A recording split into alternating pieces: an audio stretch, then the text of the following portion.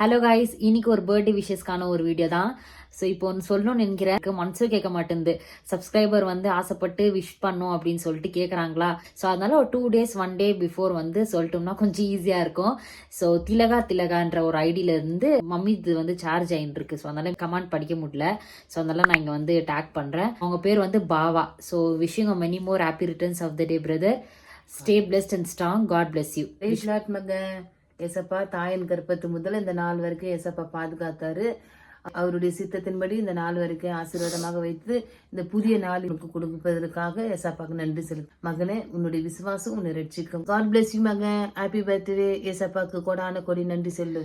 Wish பண்ணியாச்சு. So அதான் guys, நம்ம சப்ஸ்கிரைபர் யாருன்னா எதுவுமே கமெண்ட் பண்ணோம்னா 1 day 2 day பிஃபோர் பண்ணுங்க. ஏன்னா நைட் டைம்ல நம்மளுக்கு வந்து வீடியோ வந்து எடுக்க முடியாதுல்ல.